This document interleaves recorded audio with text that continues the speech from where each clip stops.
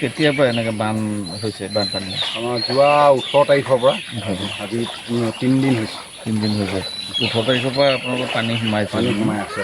আপোনালোকৰ অঞ্চলত কিমান মানুহ আছে আপোনালোকৰ এইডোখৰ? মই জনাত আমি 1000 ঘৰৰ ওপৰত হ'ব। 1000 ঘৰ। প্ৰায় ঘৰতে প্ৰায় ঘৰতে মোটামুটি ৰাস্তাটো যিহেতু বুৰিছে, বাহিৰৰ যোগাযোগ তাৰমানে ল'ৰা ছোৱালীবিলাক স্কুল নিবৰ কাৰণে বা এনেকুৱা যথেষ্ট আমাৰ অসুবিধা হৈছে। আৰু গৰু ছাগলীৰ ক্ষেত্ৰত এইবিলাকতো আছেই। গৰু ছাগলী এতিয়া ধৰক পশুধনৰ যথেষ্ট হানি হৈছে। আৰু ইয়াতে এটা অকণমান ওখ ঠাই এটা আছে, তাত মানুহখিনিয়ে ৰখা ব্যৱস্থাটো কৰিছে। আপোনালোকৰ প্ৰশাসনৰ মানুহ কোনোবা আহিছেনে? এতিয়ালৈকে আমাৰ দৃষ্টিগোচৰ হোৱা নাই। প্ৰশাসনৰ মানুহ অহা নাই। হয়, 3 দিনে অহা নাই। এই কি আহ্বান জনাব আপোনালোকৰ মানুহখিনি? আমি গোটেই সেউজী পামবাসী হৈ বা এই অঞ্চলটো বান পীড়িত এনেকুৱা সমস্যাত আমি বছৰ দিন ভুগি থকা হয়। এইটো সময়ত আমি প্ৰশাসনক আহ্বান জনাইছোঁ।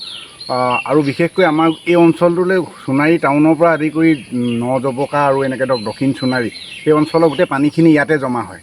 আৰু সেইকাৰণে আমি প্ৰশাসনক আহ্বান জনাইছোঁ, ধৰক অলপ বিজ্ঞানসন্মতভাৱে এটা ব্যৱস্থা কৰিব লাগে যাতে পানীটো বাহিৰলৈ পঠিয়াব পাৰে। ওচৰতে এখন নদী আছে, সেই নদীলৈ আমাৰ ধৰক পানীটো সোনকালে ওলাই যোৱাৰ ব্যৱস্থা কৰিব লাগে। এখন টিয়ক নৈৰ পানী, এখন টিয়ক নৈৰ পানী হয়।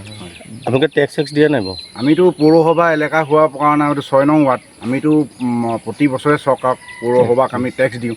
সেই অনুপাতে পৌৰসভাই আমাৰ এই অঞ্চলটোত বা আমাৰ এই ৱাৰ্ডটোত যথেষ্ট তাৰমানে মাহীয়ে চকুৰে চোৱা দৃষ্টিগোচৰ আমি হৈ আছে। এইটো কথা বাৰম্বাৰ আমি কৈ আহিছোঁ। আৰু বিশেষকৈ আমাৰ ৱাৰ্ড কমিশ্যনাৰ নথকাৰ কাৰণে, তেখেত ভাস্কৰ বৰুৱা আছিলে, তেখেত প্ৰয়াত হোৱাৰ পৰা এই ৱাৰ্ডৰ দায়িত্বটো পৌৰপতিৰ হাতত আছিলে, তেওঁ নিজে হাতে ৰাখিছিলে। কিন্তু তেওঁ খুব অনীহা প্ৰকাশ কৰে এই অঞ্চলটোলৈ আহিবলৈ বা এই মানুহখিনিৰ সমস্যা বুজিব সম্পৰ্কে তেওঁ তাৰমানে ইচ্ছা প্ৰকাশ নকৰে যেন অনুমান হয়। সেউজী পাম। আপোনালোকে ইয়াত কিমান দিন হ'ল বানপানী হৈ থকা? 3 দিন হ'ল। 3 দিন হ'ল। আপোনালোকে ইয়াত হোষ্টেলত কেইদিন হ'ল থকা? ইয়াত 3 দিনেই হ'ল। 3 দিনেই হ'ল।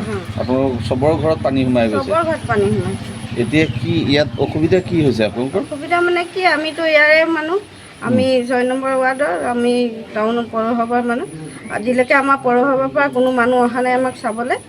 আজি 3 দিন ধৰি আমি ইয়াত কষ্ট পাই আছোঁ। আজি যেতিয়া ভোটৰ টাইম হয়, আহি আমাক আমুকত ভোট দিব, তামুকত ভোট দিব বুলি ইমান কৈ থাকে। আমি ভোট দিয়াৰ পিছত আজি আমাৰ এইটো অসুবিধা হৈছে। আজি আমি ইমান কষ্ট পাইছোঁ। আজি প্ৰশাসনে এবাৰ আহি আমাক চাব লাগিছিলে। আজি আমি সেইটো কাৰণে দুখী যে আমি ইমান কষ্টত আছোঁ।